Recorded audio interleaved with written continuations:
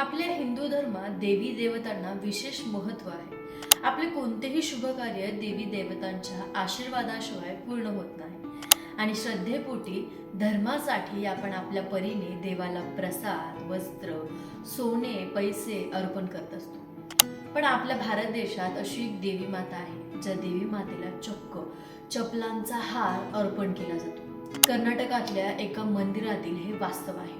या मंदिरात भक्त आपल्या मनोकामना पूर्ण व्हाव्यात यासाठी देवी मातेला चपलांच्या माळा अर्पण करतात. चला तर मग सविस्तरपणे जाणून घेऊयात कर्नाटकातील या मंदिरातील चमत्कारिक परंपरेविषयी. मंदिरामध्ये देवी देवतांना लाडू, पेढे, मावा, मिठाई किंवा हलवापुरी इत्यादी अर्पण केले जाते. हे तर तुम्हाला माहिती आहेच. किंबहुना तुम्ही कधीतरी या वस्तू मंदिरात अर्पण केल्या असतील. परंतु जर तुम्हाला कोणी सांगितलं की मिठाई किंवा लाडू पेढ्यांऐवजी देवीला चपलांच्या माळा अर्पण केल्या जातात, तर तुमचा विश्वास बसेल का? यावर तुमचा विश्वास बसणे कठीण आहे. परंतु कर्नाटकातल्या एका मंदिरातील हे वास्तव आहे. या मंदिरात भक्त आपल्या मनोकामना पूर्ण व्हाव्यात यासाठी देवी मातेला चपलांच्या माळा अर्पण करतात. आपण ज्या मंदिराविषयी जाणून घेत आहोत ते मंदिर म्हणजे कर्नाटकातील लकम्मा देवीचे मंदिर. हे मंदिर कर्नाटकातील कलबुर्गी जिल्ह्यातील आलंद तालुक्यातील गोला या गावात स्थित आहे. या मंदिरात येणारे भक्त देवी मातेकडे आपली मनोकामना सांगताना देवाबाहेरील झाडावर चप्पल बांधतात आणि ज्यावेळी त्यांची मनोकामना पूर्ण होते त्यावेळी ते भक्त मंदिरात येऊन देवीला चपलांच्या माळा अर्पण करतात. असे मानले जाते की भक्तांनी अर्पित केलेल्या या चपला पायात घालून देवी रात्रीच्या वेळी बाहेर पडते आणि भक्तांच्या मनोकामना पूर्ण करते. लकम्मा देवीच्या मंदिरात चपला अर्पण करण्याची परंपरा जितकी चमत्कारिक आहे तितकीच तिच्या मागील कथाही चमत्कारिक आहे. असे म्हणतात की या मंदिरात बैलांचा बळी देण्याची प्रथा होती, परंतु सरकारने या गोष्टीवर बंदी घातली. बळीची प्रथा बंद केल्याने देवी क्रोधित झाली. त्यावेळी एका ऋषीमुनींनी घोर तपश्चर्या करून देवीला शांत केले आणि देवी मातेला बैलाच्या बळीऐवजी चपला अर्पण केली.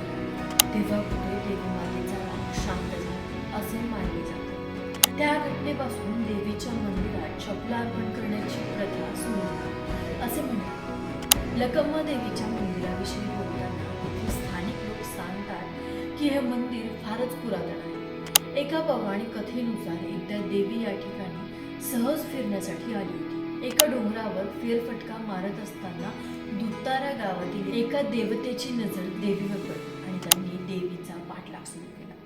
त्या देवतेपासून स्वतःचा बचाव करण्यासाठी देवीने आपले मस्तक मातीमध्ये रुतवले. तेव्हापासून लकम्मा मातेची मूर्ती अशीच आहे. या मंदिरात देवीच्या पाठीची पूजा केली जाते. मंदिरात येणारे भक्त आपली मनोकामना पूर्ण झाल्यावर देवळाबाहेरील झाडावर चपला टाकतात. तसेच देवीला शाकाहारी आणि मांसाहारी दोन्ही नैवेद्य अर्पण करतात. स्थानिक लोकांच्या म्हणण्यानुसार अशा प्रकारे चप्पल अर्पण केल्याने देवी माता आपल्या भक्तांचे वाईट शक्तीपासून रक्षण करते. असे म्हटले जाते की ज्या व्यक्तींना पाय किंवा गुडघे यांच्याशी संबंधित दुखणे असेल तर या मंदिरात आल्यावर त्यांना त्या त्रासांपासून मुक्ती मिळू शकते. परंतु इतर व्यक्तींच्या अहिताचा विचार करणाऱ्या व्यक्तींच्या मनोकामना देवी कधीच पूर्ण करत नाही. या मंदिरात पूर्वी बैलांचा बळी दिला जात होता असे मानले जाते. मात्र सरकारने पशुबळी बंदी केल्यानंतर बलिदान बंद केले. स्थानिक लोकांचे म्हणणे आहे की यामुळे देवी माता क्रोधित झाली. तिला शांत करण्यासाठी एका ऋषींनी कठोर तपश्चर्या केली. मग त्यामागच्या बदल्यात चप्पल अर्पण करण्याची परंपरा सुरू झाली. या मंदिराच्या इतिहासाबाबत कोणतीही माहिती उपलब्ध नाही. गावकरी सांगतात की देवी आई गावच्या टेकडीवर फिरत असताना दत्तारा गावच्या देवतेने मातेकडे पाहिले. यानंतर दत्तारा गावाचे दैवत त्यांचा पाठलाग करू लागले. त्यांच्यापासून वाचण्यासाठी मातेने आपले डोके जमिनीत गाडले होते. याच ठिकाणी लकम्मा देवीचे मंदिर बांधण्यात आल्याचे मानले जाते. देवीची मूर्ती त्याच व्यवस्थेत ठेवली जाते आणि आजही लोक मातेची पूजा करतात. दिवाळीनंतर पंचमीच्या जत्रेच्या दिवशी मंदिरात येणारे भाविक देवीची प्रार्थना करताना झाडाला चप्पल बांधतात. यानंतर ज्यांची श्रद्धा पूर्ण होते ते मंदिरात जाऊन देवीला चपलाचा हार अर्पण करतात. यामागची श्रद्धा अशी आहे की जत्रेच्या रात्री देवी माता झाडाला चप्पल बांधून त्या झाडावर जाते आणि आपल्या भक्तांच्या मनोकामना पूर्ण करते. लोक एक इच्छा करतात आणि ती पूर्ण करण्यासाठी ते येतात आणि मंदिराबाहेर झाडावर चप्पल लटकवतात. एवढंच नाही तर लोक या काळात शाकाहार आणि मांसाहारही करतात. स्थानिक लोकांचा असा विश्वास आहे की अशा प्रकारे चप्पल अर्पण केलेले देव वाईट शक्तींपासून त्यांचे रक्षण करतात. यामुळे असे मानले जाते की पाय आणि गुडघे दुखी कायमची दूर होते. या मंदिरात केवळ हिंदूच नाही तर मुस्लिम कुटुंबातील लोक स्वइच्छेने मंदिराचे पुजारी बनतात. यामध्ये कोणतेही तर्क किंवा कथा नाही. ही परंपरा ती वर्षानुवर्षे पाळत आहे. त्यामुळे अनेक मुस्लिमही या मंदिरात पूजा करण्यासाठी येतात. सध्या नवरात्र उत्सवाची जय्यत तयारी सर्वत्र सुरू आहे. नवरात्रीच्या 9 दिवशी आपल्याला नवदुर्गांची छबी पाहायला मिळते. नवरात्री हा संस्कृत शब्द असून त्याचा अर्थ 9 रात्री असा होतो. या 9 रात्री आणि 10 दिवसांमध्ये देवीच्या 9 रूपांची पूजा केली जाते आणि 10व्या दिवशी दसरा साजरा केला जातो.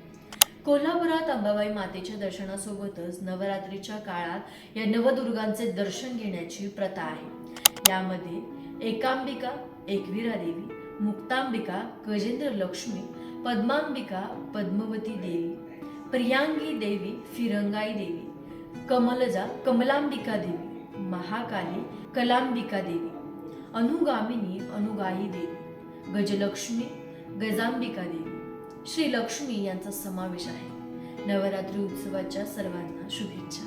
या लकम्मा देवीला एकदा तरी नक्की भेट द्या. आम्ही तुम्हाला दिलेली ही माहिती कशी वाटली कमेंट करून नक्की सांगा.